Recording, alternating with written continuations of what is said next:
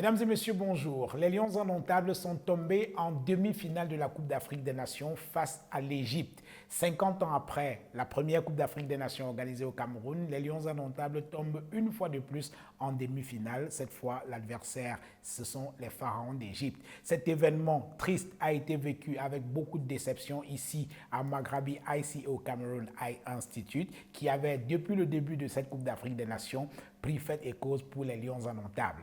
Qu'est-ce qui s'est passé? Comment comprendre cette défaite des Lions indomptables en demi-finale de la CAN? Nous en parlerons dans cette émission. Et puisqu'il n'y a pas que le football dans la vie, il y a aussi les yeux. Maghrabi ICO Cameroun Eye Institute a une technologie tout à fait révolutionnaire dans le traitement des problèmes de vue. C'est la chirurgie réfractive. Nous en parlerons dans cette émission. Et pour en parler justement, notre premier invité, c'est le docteur Henri Koumbé. Il est le directeur général de Maghrabi. À côté du docteur Koumbé, nous avons le docteur Mogez Techom. Il est éthiopien, il est également ophtalmologiste, il est avec nous. Et enfin, le troisième invité, c'est le docteur Mahmoud. Il vient d'Égypte et j'imagine qu'il est très content après la victoire de l'Égypte hier. Mesdames et messieurs, bienvenue à Maghrabi ICO Cameroun Eye Institute pour cette émission spéciale voulue par la direction générale de cet hôpital. Je vous retrouve dans quelques instants.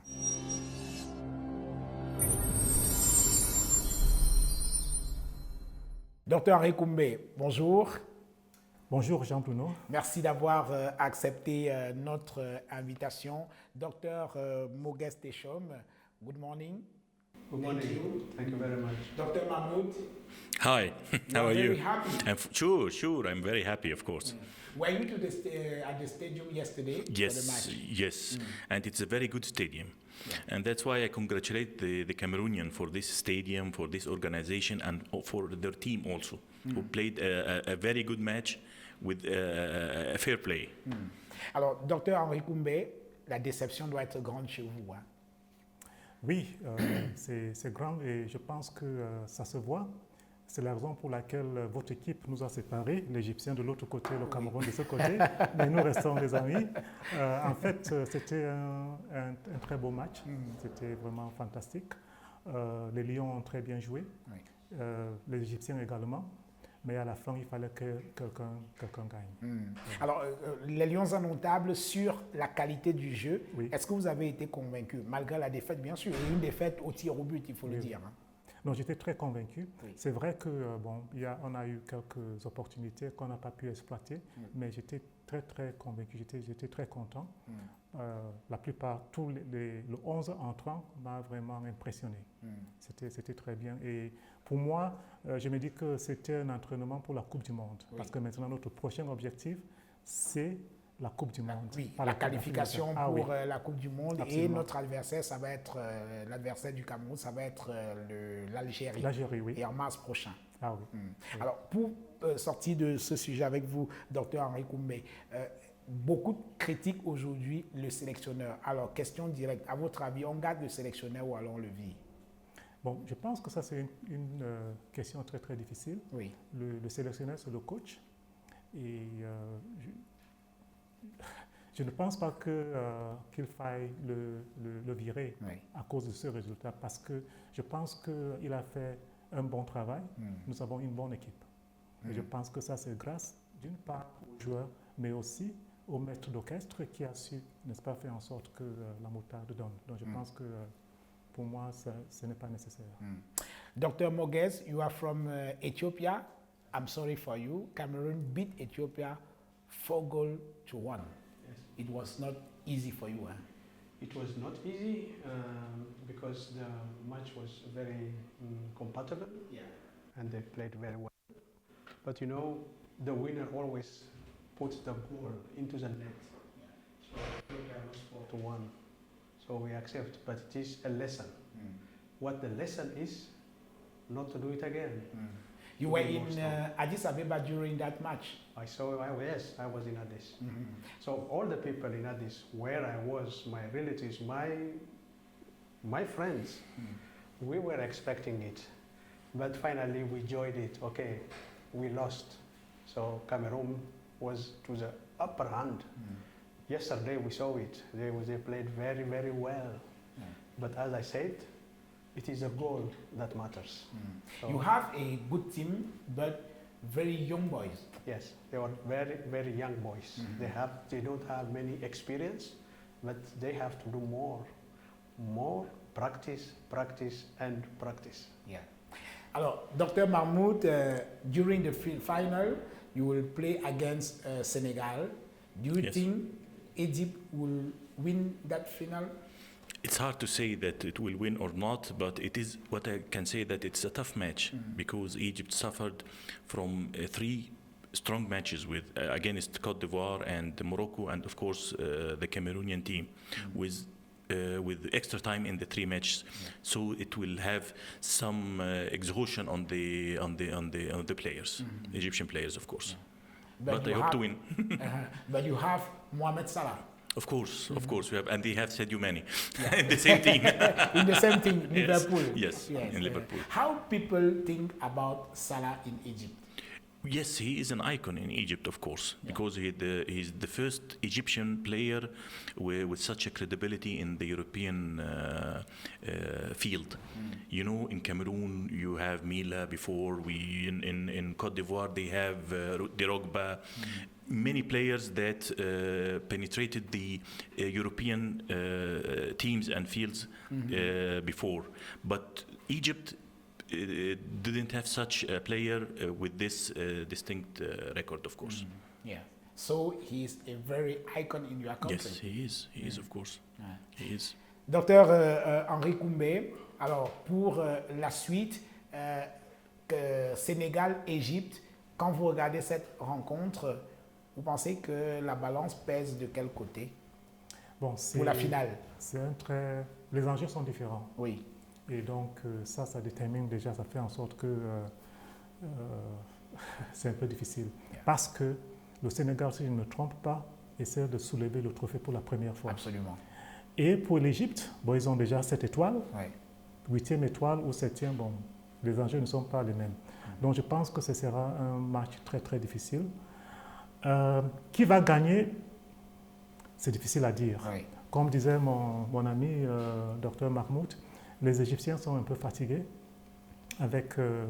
et le Sénégal aura l'avantage de 24 heures de plus de repos. Oui. Donc c'est difficile à dire.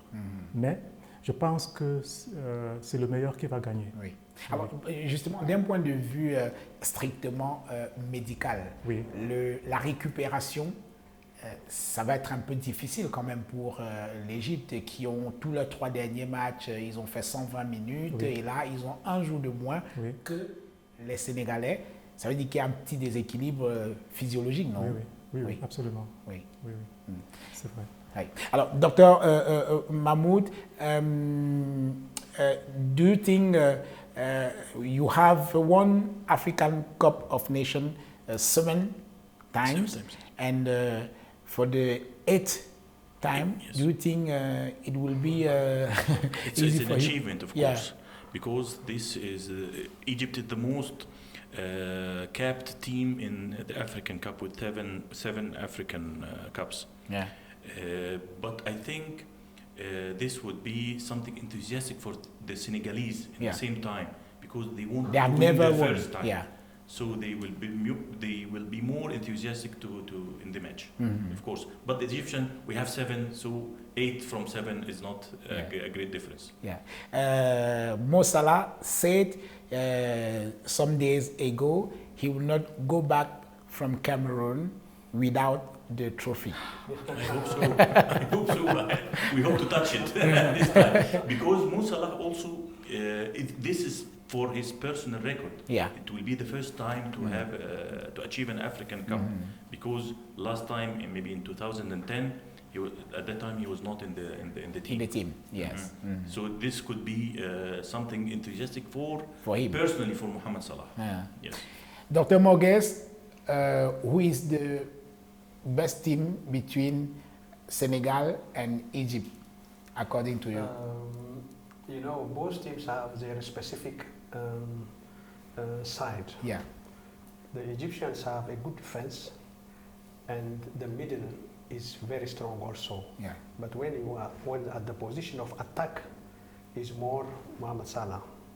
But if you see the Senegalese, they have more attack, the middle is weak, and the defense is not as strong as. So the best will be for me when I see the balance. The two are the best. But who will win? We have to see the ball, where it touches the net.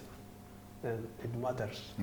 En tout cas, cela promet un très bon match pour cette finale de la 33e édition de la Coupe d'Afrique des Nations Cameroun 2021. Nous parlerons à présent d'autres choses. Je rappelle que nous sommes ici à Maghrabi ICO Cameroun Eye Institute. C'est un hôpital spécialisé dans les questions des yeux, situé à Obak, à une vingtaine de kilomètres de Yaoundé. Et l'élément que je vais vous proposer de regarder, c'est un élément qui concerne la chirurgie de la cataracte qui se pratique dans cet hôpital. Je vous propose de regarder cet élément, comment cela se passe, la chirurgie de la cataracte, et nous revenons juste derrière.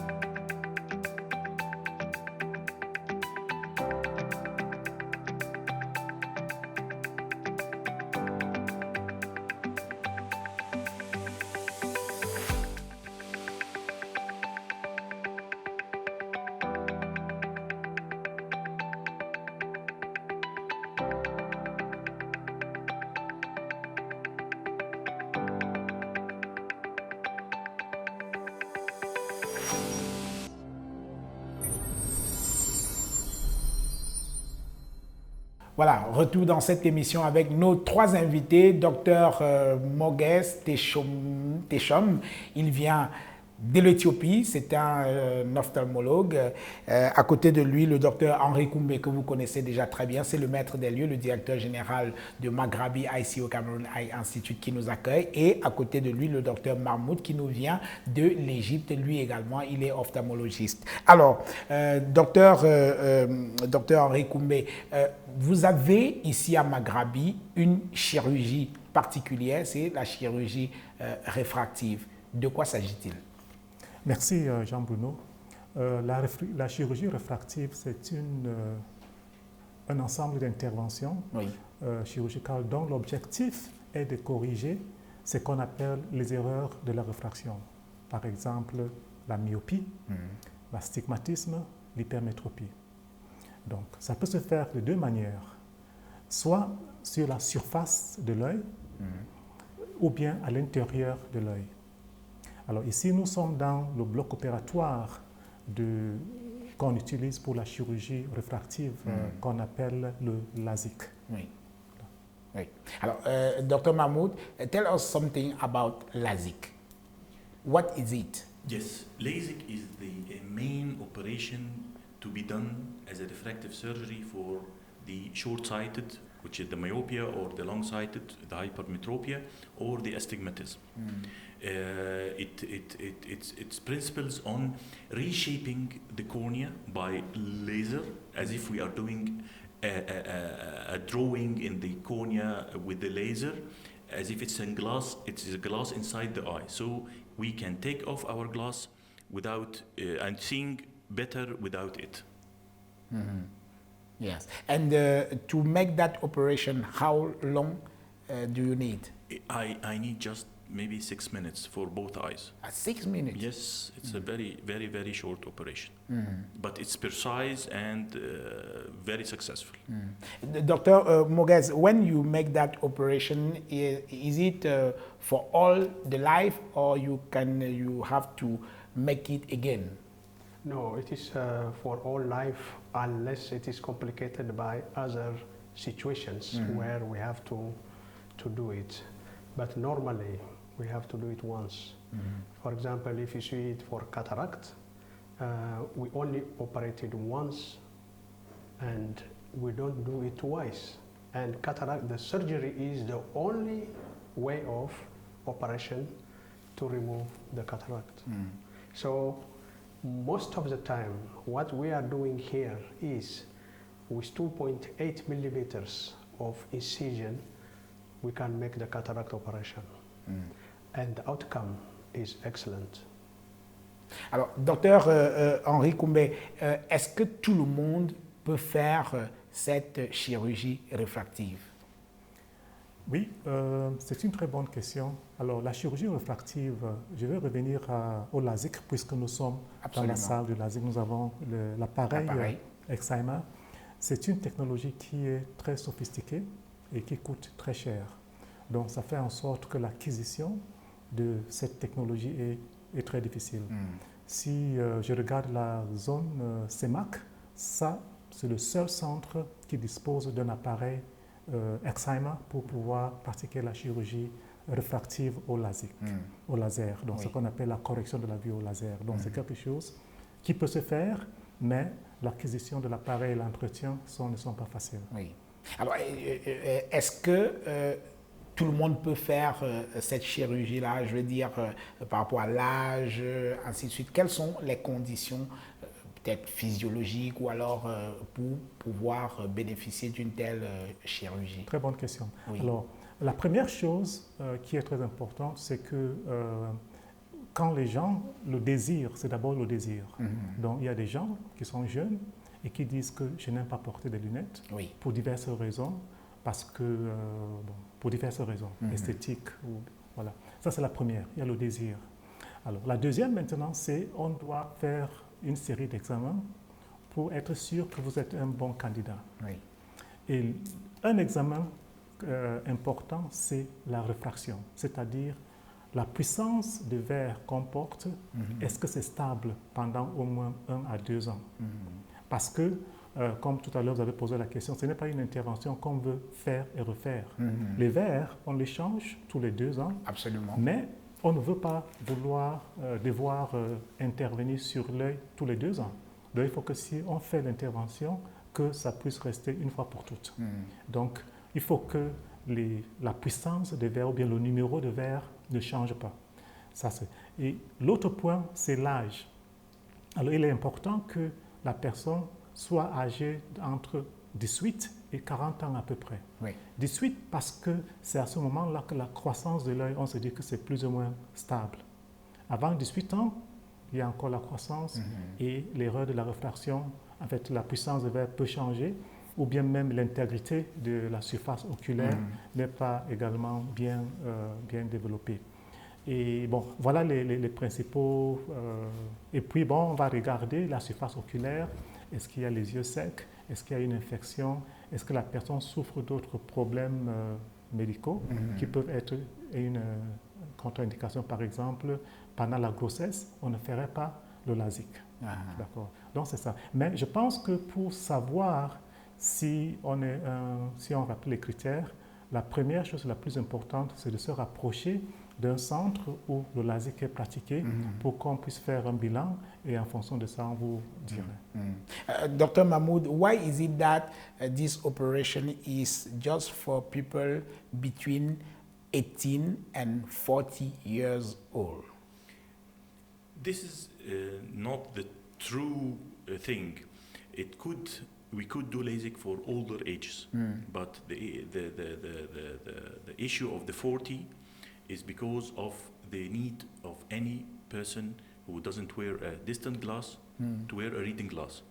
So LASIK will not make him take off his reading glass, but it will take off the distant glass. And the age of 18, before 18, the vision is not that stable. So we make sure that the vision is stable first, and that's why the LASIK itself is it's a life-changing experience. Somebody is living for 20 or 30 years with glasses, and now he wants something that changes or improves his quality of life. If he's playing sports like the football players we see yesterday, if they are working in something, they don't need glasses for their appearance. If the appearance of the glass for ladies and young girls that annoys them, so this operation is not the matter. Is not just the matter of the age. It's the matter of the preference and improving the quality of their lives, of course. Dr. Mogues, have you made a lot of operation with LASIK? Not really much, because as we have already said, the machine is very rare. And it is expensive. We are also on the introductory period of our community, our society, especially the young ones who are using a big thick glasses, carrying glasses, and they don't like it. That is a real solution is now coming up. So if you see it in Europe, a lot of young people now are no more using glasses or contact lenses because of the LASIK. So it is coming up, and our community is getting aware of it. So we have to do more awareness. How is the option, different options. You can use glasses, you can use contact lens, you can do LASIK, but the best is LASIK. Alors, docteur Henri Koumbé, là j'interroge, en plus du médecin, le manager, le directeur général. C'est un investissement considérable que vous avez mis dans cet appareil. La nécessité, elle est vraiment là.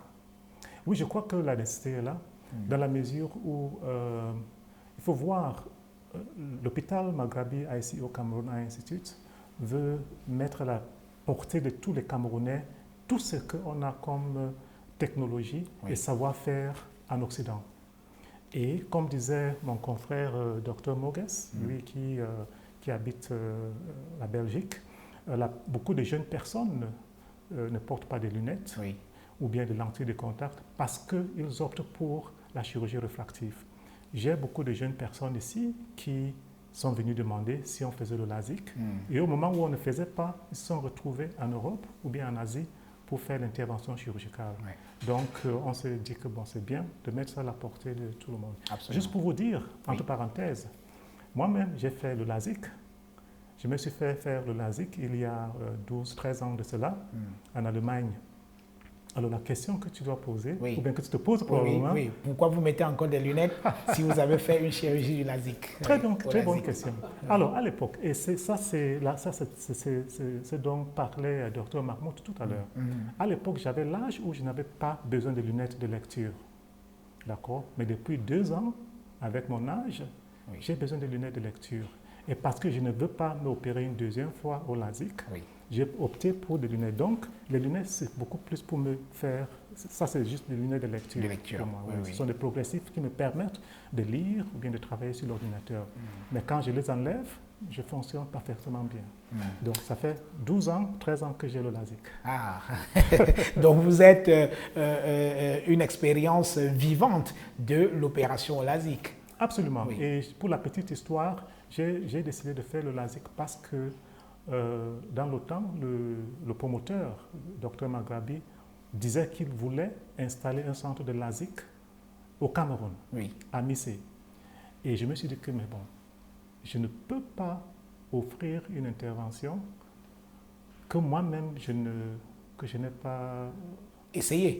Voilà. Parce que moi-même, je suis quelqu'un qui a une myopie importante. Alors, le hasard a voulu que je rende visite à un ami en Allemagne qui fait le LASIK. Il m'a dit que, mais Henri, tes lunettes là, c'est quoi? Alors, j'ai dit, bon voilà, ok. Et donc, comme ça, en 30 minutes, je me suis débarrassé de mes lunettes. Voilà, c'est ça. Okay.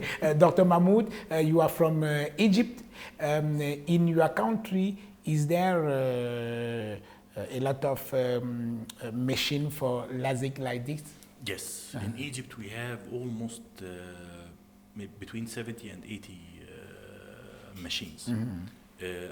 In the whole country, of course, not just in Cairo. But Cairo is the main city and have the main machines. And at the start of the implementing this machine in Egypt, it was a fever of, like the fever of the AFCON here among the people in Cameroon. At that time, it was a fever among the people. Everybody, especially the girls, especially the sportsmen, the athletes, the youngs, wants to take off their glasses and wants to improve the quality of their life, as I said to you before, in order to have a good opportunity. And at that time, it was also the introduction of the internet and the introduction of the social media. So it grows hand in hand with the refractive surgery in my country. When you visit this hospital, Maghrabi, are you satisfied about their machine? You mean here? Here in Maghrabi, yeah. This machine, the Vuzix one, is the state-of-art machine for the LASIK. It's the best machine worldwide, and the most used machine in LASIK worldwide. And this is the best machine. Really. Oui. Alors, docteur Henri Koumbé, lorsqu'on considère l'investissement que vous avez consenti pour acquérir cet appareil pour la chirurgie réfractive au LASIK, ceux qui regardent cette émission vont se dire que c'est une opération qui est hors de prix. Hein. Alors, question, combien ça coûte une telle chirurgie ici, à Maghrabi, ici au Cameroun Eye Institute? Oui, merci Jean-Bruno. Je pense que c'est une très bonne question. Ce que je dois dire, c'est que premièrement, notre premier objectif, c'est de rendre les soins oculaires à la portée de tout le monde. Et c'est vrai, ça coûte, c'est très cher, mais nous n'avons pas l'intention de donner les prix qui sont pratiqués ailleurs. Et d'ailleurs, hier, pas plus tard qu'hier, j'ai eu un entretien avec le PCA, le docteur Maghrabi, qui a donné des consignes qu'on fasse des prix promotionnels. Donc, ce que je conseillerais à toute personne qui s'intéresse à la chirurgie réfractive, qu'il se rapproche du centre, on va faire un bilan et s'il s'avérait que cette personne-là est un bon candidat, à ce moment-là, on va voir quelles sont les modalités. Mais je pense que, et il faut voir, c'est aussi, parce que nous avons deux grands événements que nous sommes en train de célébrer. Nous avons les 50 ans, n'est-ce pas, le retour de la CAN au Cameroun, oui, mais aussi notre 5e anniversaire. Absolument. Donc nous voulons utiliser ces deux événements pour faire des promotions. Et heureusement, nous avons l'appui de notre conseil d'administration et nous allons vraiment travailler sur des promotions. Oui, donc il y aura des promotions pour la chirurgie au LASIK ici à Maghrabi. Oui. Alors, Dr. Mahmoud, Dr. Bokes, please. I'm sorry. Why would you advise somebody to make this LASIK operation? It is very difficult to say that one, but there are different society in the different class in the society. Yeah. This operation is very safe, but the patient has to take a real care because it is a laser that is passing on the cornea, so the cornea is becoming thin. So that means in place of putting a big, large glasses, you are reducing that one. But the young people are more interested. So we have the option here. If you want, we do surgery. If you want, we can do it by LASIK. If you want, you keep on your glasses. So it is really up to you. So Maghrabi prepares all the ground. You choose according to your budget, what you want. In fact, as Dr. Henry said, maybe with subsidies, as Dr. Maghrabi is saying from Egypt, maybe there will be a solution. Ok. Alors, je rappelle, Dr. Henri Koumbé, qu'on aura une simulation, on aura un exemple d'opération tout à l'heure. Le docteur Mahmoud disait tout à l'heure que c'est une opération qui ne prend pas beaucoup de temps. Il parlait de 6 minutes à peu près, vous confirmez, c'est ça? Absolument. Oui. 6 minutes pour réaliser une telle opération. Pour les deux yeux. Oui. Donc, environ 3 minutes par œil. Oui. Alors, dernière chose au sujet pour sortir de cette question. Alors, la chirurgie au LASIK, telle que vous allez la pratiquer dans cet hôpital, est-ce que vous confirmez que c'est une chirurgie qui est à vie et qu'on n'a pas besoin de la refaire? Bon, ça c'est une très bonne question. Oui. Alors oui, normalement c'est une question qui est à vie. Oui. Et en général, on n'a pas besoin de le refaire. C'est une intervention qui a un taux de réussite dépassant les 99%.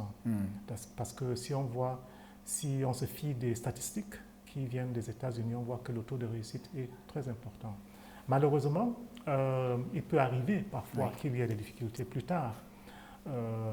Mais ce sont des situations qui peuvent être gérées, surtout si, et c'est pour ça que je dis qu'on doit être sûr que ça c'est un bon... Oui, que le patient est éligible. Est éligible pour l'intervention. Et là, nous mettons beaucoup d'accent. Mais sinon, comme j'ai dit, moi j'ai fait l'intervention il y a 12 ans. 12 ans, oui. Et jusque-là, je n'ai pas eu aucun souci.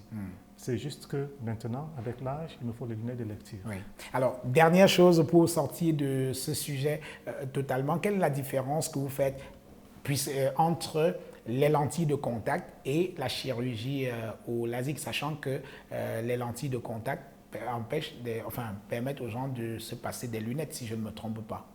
Oui, ça c'est une très bonne question. Je pense que pour les lentilles de contact, la première chose c'est qu'il faut une certaine discipline. Oui. De même pour les lunettes. Beaucoup de gens ne veulent pas porter les lunettes parce que ça nécessite une certaine discipline et aussi à la longue. Parce que tout à l'heure, vous avez posé la question sur le coût. Quand on fait une chirurgie pendant 10 ans, que je n'ai pas eu à porter des lunettes, n'est-ce pas, ce que j'aurais déboursé pour cette intervention est bien en deçà de ce que j'aurais dépensé pour changer le lunettes en lunettes tout le temps. Oui. Voilà. Oui. Donc, c'est ça. Bon. Oui, donc les lentilles de contact et puis cette chirurgie-là, c'est deux choses... Oui, donc c'est juste pour dire qu'il faut une certaine discipline. Oui. Hygiène et ainsi de suite. Donc il y a des gens qui ne sont pas de bons candidats pour les lentilles de contact. Oui. Parce qu'il faut changer tous les jours, il faut enlever, Et puis aussi le coût. Parce que c'est quelque chose ce sont des consommables qui sont jetables. Oui. Donc à la longue, on doit faire la part des choses. Oui. Mais je voudrais dire qu'il y a ce qu'on appelle les lentilles de contact intraoculaires. C'est-à-dire des lentilles de contact qu'on ne pose pas sur la surface oculaire, mais qu'on introduit plutôt dans l'œil. Oui. Ça, c'est un autre type de chirurgie réfractive. Oui. Alors, si on a devant nous quelqu'un qui souhaiterait faire une chirurgie réfractive au laser et on constate que pour diverses raisons, peut-être la cornée est très mince ou bien l'erreur de la réfraction, la myopie par exemple, est très importante. Alors dans ce cas-là, parfois on peut proposer l'introduction d'une lentille de contact à l'intérieur de l'œil. Et cette lentille de contact reste à vie dans l'œil. Donc voilà, il y a la lentille de contact traditionnelle que nous connaissons, mais puisque nous parlons de la chirurgie réfractive, il y a une lentille de contact qu'on peut introduire à l'intérieur de l'œil. Dr. Mogues and Dr. Mahmoud, something to add before we close this discussion about LASIK? Something to add? I like to add the experience of the patients or the subjects. Yeah. Mostly it's not a painful procedure. I don't call it a surgery. It is a procedure because it's not invasive. It's not painful. We don't need to put anesthesia. It's very precise with the certain machine. It doesn't have much of a complication that causes a permanent affection to the vision. With the good counseling and discussion and selection of not the patient, I won't call the patient because he's not ill. Yeah. He's a subject or she is a subject that wants to improve their quality of life. Right. Dr. Mogues? It is very true that we have the opportunity now for the young people to use LASIK. So we have to introduce more, but we have to educate more of the patient how to keep the eye safe and secure. Ok. Alors, le docteur Mahmoud dit quelque chose d'important. C'est une opération qui se fait sans anesthésie. Oui, c'est juste, sans topical. anesthésie, c'est juste des collyres, des gouttes. Oui, Donc quand il parle de sans anesthésie, ça veut dire qu'on ne fait pas de piqûres. oui, oui. On met juste des collyres, des gouttes Dans l'œil, dans l'œil pour essayer de, n'est-ce pas, calmer un peu la surface oculaire et puis l'opération peut se faire. ça peut se faire. Merci, messieurs. Je vous propose, vous parliez tout à l'heure de la dimension sociale de Maghrabi. Je vous propose, mesdames et messieurs, cet élément qui s'appelle ici le Outreach. L'équipe de Maghrabi sillonne des villages du Cameroun, essaye de rencontrer des personnes qui ont des problèmes de vue et vient les opérer ici. Je vous propose de regarder cet élément et nous en reparlons juste derrière.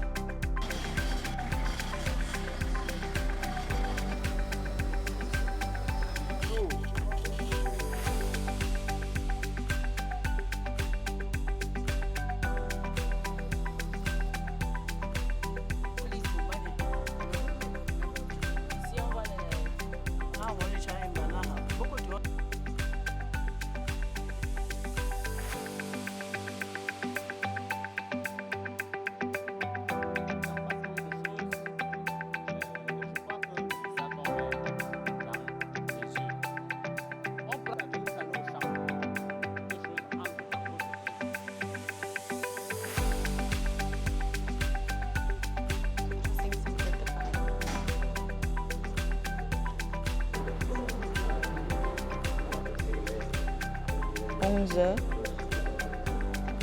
vous pouvez commencer. Oui.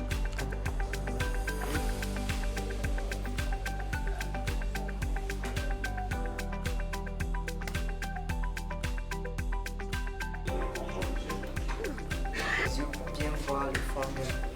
Quand vous pourriez venir à l'hôpital, nous on fasse un examen qu'on voulait faire.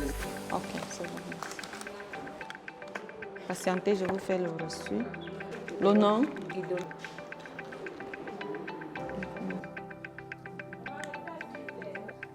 Voilà, c'est ça sa glycémie. 116 mg par décilitre. Voilà.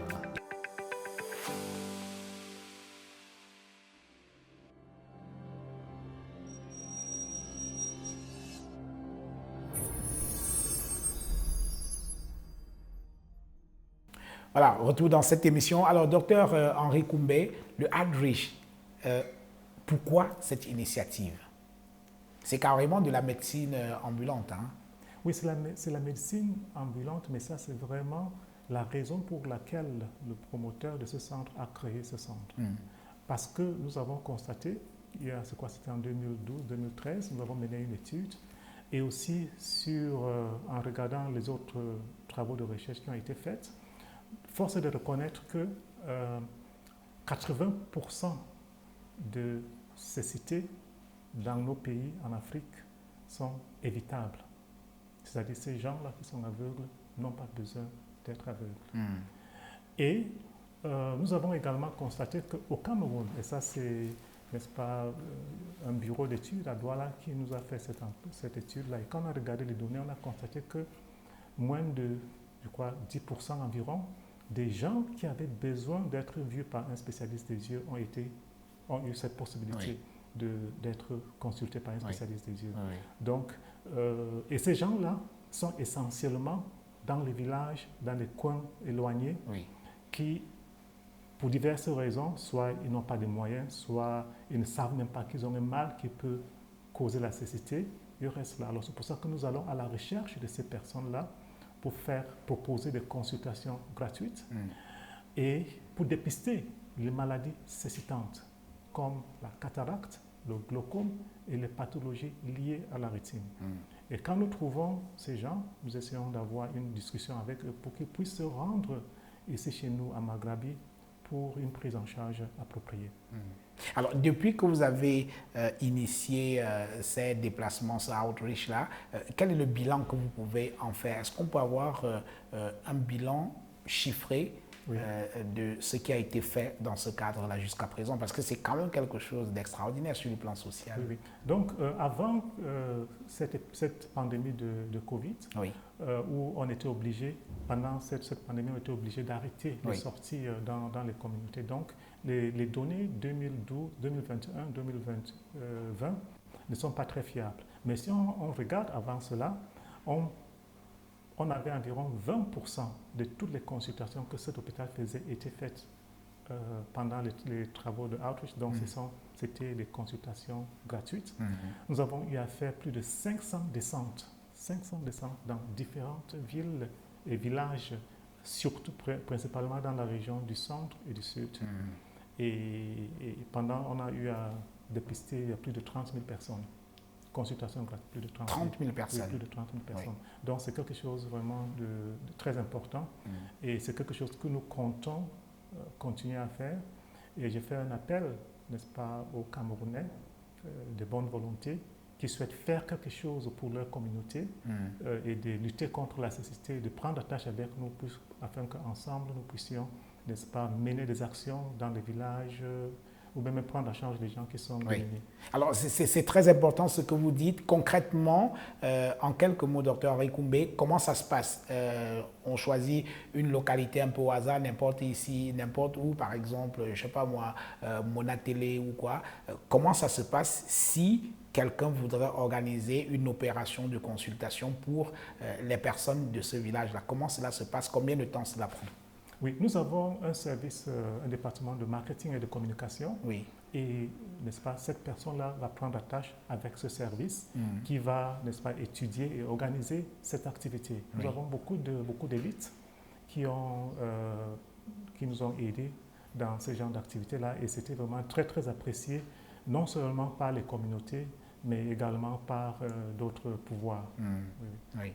Alors, quel est le type de maladie des yeux qui revient le plus souvent lorsque vous organisez ces outreach?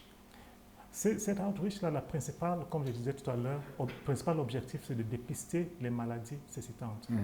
Donc, ça veut dire que principalement la cataracte, il y a le glaucome, et puis il y a les lunettes, les verres, la presbyopie. Donc la presbyopie, c'est le besoin de port des lunettes pour la vue de près. Donc je n'aime pas appeler ça le verre de lecture parce que même les analphabètes en ont besoin. Tout à fait. La ménagère qui doit trier le riz pour que monsieur ne se plaigne pas qu'il y a trop de sable à l'intérieur, elle a besoin des lunettes. Elle a besoin de bien voir. De bien voir. Ou bien même le cultivateur. D'accord? Donc, pour travailler voilà, donc c'est ça. Alors, il y a la cataracte, il y a le glaucome et il y a la correction de vue de près.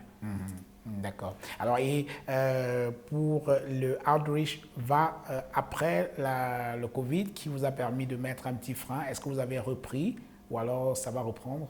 Nous avons repris. D'ailleurs, nous avons, la semaine passée, mené 2 sorties c'était une grande réussite. Donc, c'est comme si les gens attendaient, n'est-ce pas, avec leur mal. Et je pense que c'est quelque chose que nous allons continuer tout en observant les mesures barrières et l'évolution de la situation épidémiologique au Cameroun. Et je rappelle que lorsque les patients sont amenés ici dans cet hôpital, ils résident ici jusqu'à ce que l'opération soit faite et puis ils repartent chez eux. Ils n'ont pas besoin de partir, revenir. Ils sont pris totalement en charge ici. Oui, oui. Donc ils passent 2 nuits, c'est-à-dire qu'ils arrivent la veille de l'opération, ils se reposent. Le lendemain, l'intervention est faite. Ils se reposent également et un jour après l'intervention, on fait le premier contrôle et ils peuvent rentrer. Dr. Mahmoud, in your country, what is the eye diseases situation in Egypt? Well, Egypt got some of the endemic eye diseases, which is called the trachoma. The trachoma that affects the eyelid and the cornea. Also, it can lead, if it's not treated early, to blindness. Also, the cataract, which is the main cause of preventable blindness worldwide. Egypt suffers, as Cameroon, from this disease. And this is the privilege for the society here to have such an institute here. That one of the main programs here in Maghrabi ICO Institute in Cameroon is to combat the cataract and prevent blindness caused by cataract in Cameroon and Central Africa. And in your country, Dr. Moges? It is almost the same like in Egypt. For example, the trachomas in a wide area, they are one of the blinding causes of the blinding causes. And apart from that, there is the cataract, glaucoma, and unrefractive error. So unrefractive error means a refractive error which is not corrected by a glass. So there are many reasons, the cataract. So as you said now, the discussion with Dr. Henry about the outreach, there is an extended outreach. Yeah. You know, outreach means to go outside. Yes. To reach Go the to people, yes. And there are a lot of barriers. We cannot reach these people. So we have to break and pass and reach these people. Children, adults, old people, they need care. So we have to, this is artificial blindness, which we can avoid it or which we can prevent it. How to prevent it? Education, good sanitation. How to avoid it? Put surgery. Let the community, the society be aware of this blindness is preventable and treatable. So the taboo is people are afraid. People are poor. Yeah. And we don't reach them. So we have to go out. Right. We don't have to wait the patient to come to us. Sometimes we have to show them that we are with them. Alors c'est impressionnant de voir à quel point les problèmes peuvent être pratiquement les mêmes. Là, c'est le cas de l'Éthiopie, où il explique très bien qu'il faut aller vers des patients qui, parfois, pour des problèmes d'éducation, n'ont pas toujours accès aux médecins. Hein. Oui. Alors, what is the ratio of ophthalmologists per people in your country? Now, much improved. Now it is maybe one ophthalmologist for less than 1 million. We have many ophthalmologists and many specialists also. Most of the treatments is managed in the country. Rarely they go out. Ouais. Là, c'est un bon ratio. Hein? Enfin, ça peut être mieux. Ça peut être mieux. Bien sûr, oui, ça peut être mieux. Oui. Donc ça, c'est pratiquement la même situation qu'au Cameroun. Oui, donc on a besoin d'encore plus de spécialistes des yeux dans ce pays. Oui. Alors, voilà. Messieurs, on va bientôt se quitter. Juste le temps de parler des autres chirurgies qui sont effectuées dans cet hôpital, docteur. Oui, nous sommes un centre de sous-spécialité. Oui. Alors, quand je parle de sous-spécialité, je vais faire allusion, prendre l'exemple de la médecine interne. Dans la médecine interne, on voit des gens qui se spécialisent davantage dans la cardiologie, gastro-entérologie, hématologie et ainsi de suite. Alors, si j'ai un mal d'estomac, je n'irai pas voir un cardiologue. Absolument. J'irai voir un spécialiste d'estomac. Oui. Et c'est la même chose que nous avons fait ici à Maghrabi. Nous avons des super spécialités, c'est un pas de sous-spécialité. Donc nous avons des chirurgies comme pour la rétine, décollement de la rétine, vitrectomie. Nous avons, et dans cet hôpital, nous sommes maintenant 2 spécialistes à pratiquer cette intervention. Nous avons la pédiatrie, l'ophtalmopédiatrie. Oui. Donc nous avons un spécialiste qui s'occupe uniquement des problèmes des yeux des enfants et du strabisme. Nous avons également le glaucome. Le glaucome, c'est la première cause de cécité irréversible au Cameroun. C'est-à-dire, si vous êtes aveugle et on dit que c'est le glaucome, rien à faire. Or, avec la cataracte, très souvent, vous pouvez avoir une très bonne vision, bien que vous étiez aveugle avant par la cataracte. Donc, c'est vraiment quelque chose qui est très important. Et bien sûr, nous avons la cornée, et le docteur Mahmoud, il est spécialiste de la cornée et de la chirurgie réfractive. Mon frère ici, Dr Moges, il est spécialiste en orbite et oculoplastie, c'est-à-dire tout ce qui concerne le problème de paupières. S'il décidait de rester en Europe, il serait très riche Parce que là, avec toutes les opérations esthétiques, Botox et tout ça, absolument. voilà. Donc, il est là et son principal rôle, c'est la formation des jeunes ophtalmologistes que nous avons ici. Donc, voilà quelques sous-spécialités que nous avons ici à Maghrabi avec les interventions chirurgicales qui vont avec. J'ai parlé tout à l'heure du glaucome. Oui. Nous avons la SLT, Selective Laser Trabeculoplastie, qui est une intervention très importante et très bien pour la prise en charge non invasive du glaucome. Voilà. Donc, bon, je peux continuer, mais Oui. je pense que je m'arrête là. Voilà, docteur Henri Koumbé, tout à l'heure, vous allez faire une simulation de l'opération au LASIK. Gentlemen, thank you. Thank you for coming for this program. Dr. Moges, how are you feel in Cameroon? Very fantastic, marvelous, good. You like the country? I like. And you, Dr. I Mahmoud? like the people. Yeah. I like the people. I like the Cameroonians. Yeah. Yes, very much. There are much of hospitality and fun and love to the others. Will you be to the stadium for the final? I hope so. Yeah. Yes, I hope Okay. so. And for the third and fourth place also. Yes. OK, good luck for you. Alors, docteur Henri Koumbé, c'est pratiquement une petite Afrique qui est rassemblée ici. Hein. 3 nationalités, l'Éthiopie, le Cameroun et l'Égypte rassemblées ici. C'est une autre Coupe d'Afrique des Nations qu'on a jouée aujourd'hui. Hein. Ah oui, Jean-Bruno, tu sais... C'est un peu une habitude ici à Maghrabi. Il y a pas mal de nationalités qui passent ici, que ce soit au niveau de ceux que vous recyclez en termes de... Bien sûr, oui. Oui. Oui, c'est vrai. Vous voyez, ça c'est l'esprit de la CAN, la Coupe d'Afrique des Nations, de rassembler les enfants, les Africains, et de fêter, de célébrer, n'est-ce pas, notre être africain. Et je ne sais pas si je dirais que le hasard a voulu qu'aujourd'hui, que nous avons mon frère de l'Égypte et de l'Éthiopie et de moi-même ici là pour, n'est-ce pas, travailler ensemble pour faire en sorte que les Camerounais et les Africains puissent avoir les soins oculaires qu'ils méritent. Oui. Oui, nous avons eu à former plus de 200 personnes, dont la moitié des Camerounais, mais 100 viennent de 11 pays différents de l'Afrique. Absolument. Donc ça, c'est juste C'est pour confirmer. impressionnant. Oui, oui, c'est ça.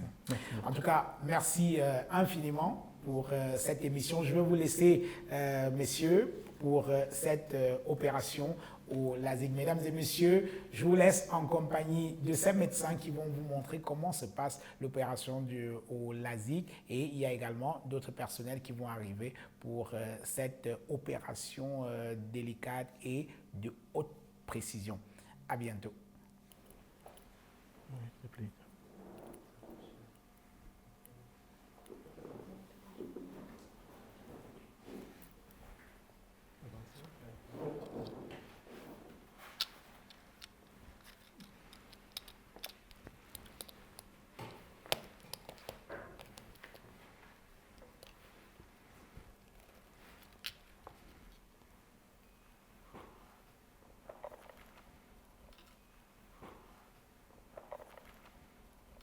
The first step in the procedure for the refractive procedure is the sterile table.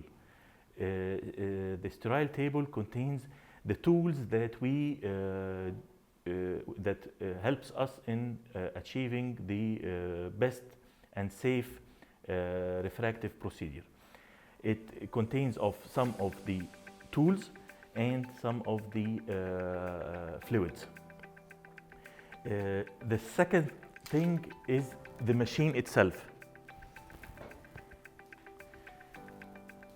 The machine got a computer processing unit with a keyboard and also a part for the cylinders for the gas system and the ocular system for visualizing the procedure itself by the surgeon. Then comes the bed itself, the surgical bed, and it moves up and down and forward and backwards through a joystick behind under the optical system of the machine. The machine delivers the gas from the gas system to the procedure apertures, and this gas emits the amount of laser that corrects the surface of the cornea. As we said before, the procedure doesn't need to be, it's not painful procedure. We just need anesthesia, drop anesthesia, not a full anesthesia or even not a local anesthesia. It's not painful. And because, why it's not painful? Because that the laser is a light, it's not a blade. So this light doesn't make any pain for the surface of the cornea, and though the patient or the subject who are doing the procedure doesn't feel any pain during the operation. Okay?